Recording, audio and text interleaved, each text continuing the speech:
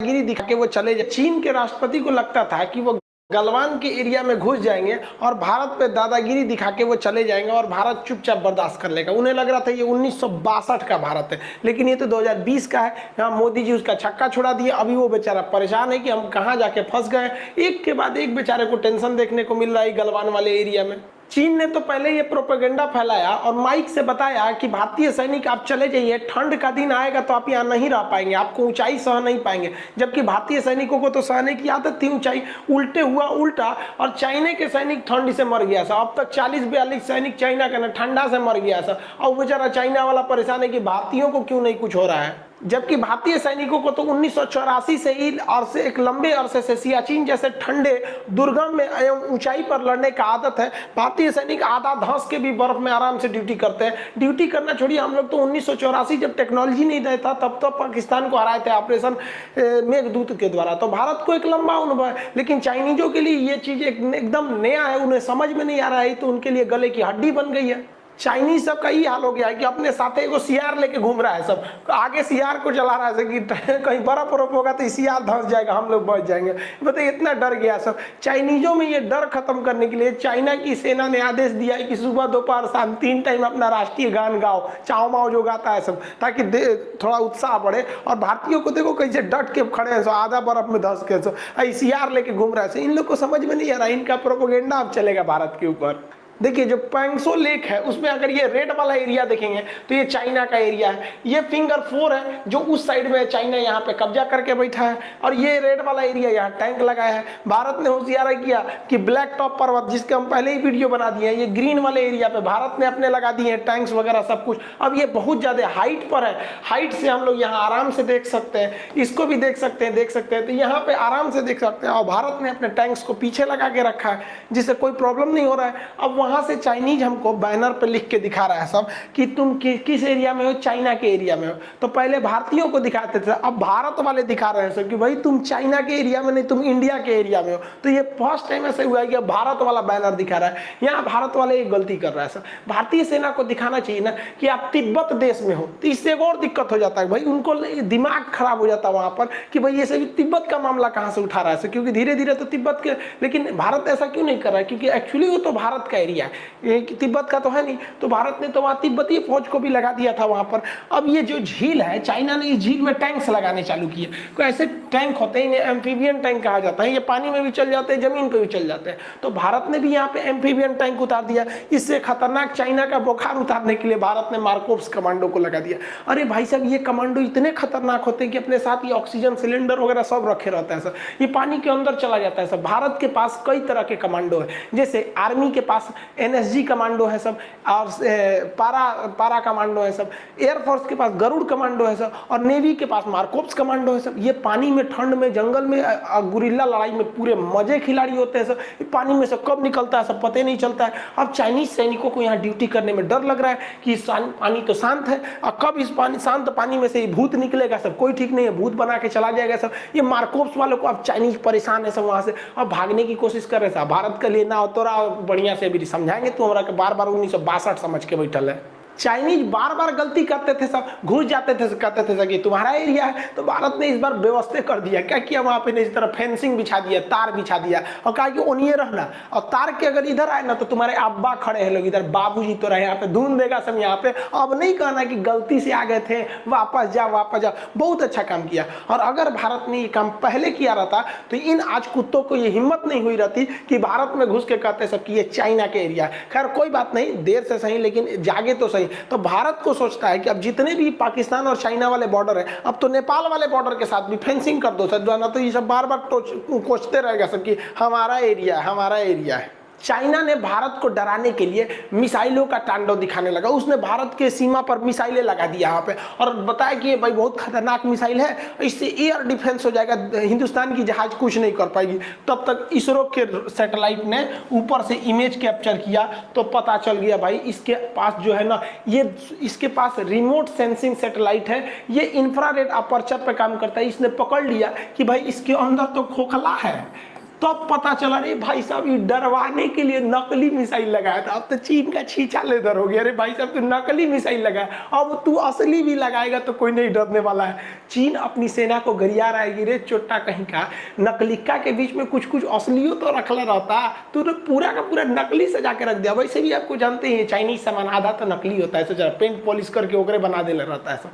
तो इसरो को भी बेइज्जती नहीं करनी चाहिए, बेचारा पगला है, पगला दे दीजिए। चीन को लग रहा था कि ओली साहब उसका बहुत बड़ा साथ देंगे, ओलियो साहब अब क्या करेंगे भाई, नवंबर में हमारे थल सेना प्रमुख कहाँ जा रहे हैं, नेपाल में। और विडंबना देखिए, ये जो भारत को मतलब युद्ध की सपना देख रहे थे, इन्हीं के देश में हमारे थल सेना प्रमुख नरवणे साहब जाएंगे और उनको यही नेपाल के लोग इज्जत के तौर पर नेपाल के सेना प्रमुख की उपाधि देंगे कि आप नेपाल के भी सेना प्रमुख हैं और भारत के भी सेना प्रमुख हैं। ये परंपरा भारत और नेपाल में बहुत पहले से आ रही है। ये दादाजी जो हैं वो बिगाड़ने की कोशिश कर रहे हैं, कृपया करके हम लोग को मत लड़वाइए आप अपनी चक्कर में यहाँ पर। और हम लोग भी नेपाल के जो सेना प्रमुख होते हैं थापा साहब, इन लोग को हम लोग भी ऑनररी इज्जत के रूप में देते हैं कि आप भी भारत के सेना प्रमुख हैं। यानी इतना अच्छा संबंध को ये भाई साहब बिगाड़ने पे लगा हुआ है। हद है भाई साहब, ये गजब है। इतिहास में इसको पढ़ाया जाएगा कि एक ऐसा भी प्रधानमंत्री था।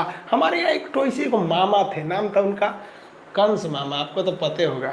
अब चाइना ना भारत को घेरने के लिए सोच रहा था, तो सोचा इधर से नेपाल को खड़ा कर दे, इधर से पाकिस्तान को खड़ा कर दे, तो 2 पर हम इधर से इधर अपने घेरेंगे। 3 ओर से घेरने के लिए सोच रहा था। नेपाल घुस गया आर्मेनिया की लड़ाई में, तुर्की की गुलामी में, तब तक नेपाल नहीं पाकिस्तान चला गया उधर। तब तक पाकिस्तान के देख रहे बाजवा साहब, इनको तो भाई सपना प्रधानमंत्री का है, ये पाकिस्तान में करमंडल बचा दिया, सिंध प्रांत के कमिश्नर को उठवा लिया यहाँ पर। और इमरान खान के खिलाफ भयानक प्रदर्शन हो रहा है। ये भाई साहब की मतलब शादी तो इनका टूटते रहता है, गद्दी छूटने वाली है। शादी तो छूटिए गया, क्या दिक्कत, शादी तो कभी कर लेते हैं ये लोग, कोई दिक्कत नहीं। अब ये देखिए कि रख ले होगा एगो एक्स्ट्रा में, तो यहाँ समझ रहे हैं, तो इनकी सरकार जाने वाली है। तो ये पाकिस्तान अपने में बेचारा उलझ गया है, नेपाल यहाँ पे भी अब कुछ खास नहीं है। तो चाइना को लगा कि नहीं, बांग्लादेश और म्यांमार को अपनी ओर खींचो, क्योंकि ये तो दोनों हाथ से गए भैया, यहाँ पे तो चले गए, यहाँ पे कोई खास फर्क पड़ने वाला नहीं है। तो बांग्लादेश और किसको खींचने के लिए ये लोगों ने फिराक में लग गए, म्यांमार को। अब चीन के जो राष्ट्रपति थे बड़ी पोल्हा के फुसला के शेख हसीना को अपने फेवर में लिए और कहे कि हमको एक बंदरगाह चाहिए, हमको दे दीजिए वो बंदरगाह, हम बनाएंगे उसको, और बनाने के लिए हम आपको कर्जा देंगे, कर्जा लेके बनाइएगा। तो मोदी जी बुलाए चुपे से शेख हसीना को, इधर आ पगली कहीं की, काहे लिए जा रही है उधर चाइना में, फंसा देगा तोरा कर्जा देके, ओकर बंदरगाह ले लेगा। देख रही है श्रीलंका का हाल हुआ। मोदी जी तुरंत इसको समझा दिए, तुरंत समझ गई, हाँ जी मोदी जी ठीक है कर। फोन करके शी जिनपिंग को कही, जाओ भगो यहाँ पे, ब्रेकअप, जाओ, तुम्हारा बंदरगाह नहीं लेंगे हम यहाँ पर। अब बंदरगाह का प्लान को कैंसिल कर दिया, कहा कि बंदरगाह ना देंगे हम। अब सोचिए अगर यहाँ चीन बंदरगाह ले लेता, और चीन जो होता है इतना खचरा होता है, वो कहेगा कि भैया हमको ब्याज दीजिए हर साल। अब चीन, पता है चीन को कि बांग्लादेश छोटा देश है, ब्याज चुका नहीं पाएगा, कर्जा नहीं दे पाएगा, तो फिर कहेंगे बंदरगाह मेरा, और जब बंदरगाह उसका हो जाएगा तो यहाँ ले आके सेना रख देगा, जैसे श्रीलंका में किया, यहाँ पर यही किया। तो शेख हसीना भगा दी, हटो, मोदी जी हमको सब समझा दिए, मोदी जी बहुत होशियार है। अब मोदी जी को भी देखिए, मोदी जी को लग गया कि हमारा तो कोरोना में इकोनॉमी चौपट हो रहा है, हम तो खुदे माइनस में जा रहे हैं, उनका कैसे बचाएंगे। तो मोदी जी ने जिनपिंग यहाँ जापान को आगे कर दिया, कहा कि जापान को तुम बनाओ बंदरगाह।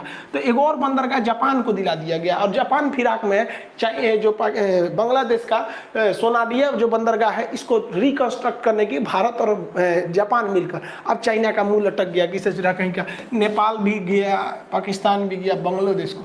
अब वो सोचा म्यांमार को अपने फेवर में लिया जाए, क्योंकि भारत और म्यांमार को अगर खरमंडल मचा देंगे तो पूर्वोत्तर राज्य का विकास रुक जाएगा। तो ये क्या किया, म्यांमार की जो सबसे प्रमुख लीडर है आंग सान सू की को अपने बात में उलझाया, इस शी जिनपिंग यहाँ का हमारे फेवर में आ जाओ। मोदी जी फिर उठा कहेंगे आंग सान सू की हमारी बात में हम तो समझाते हैं।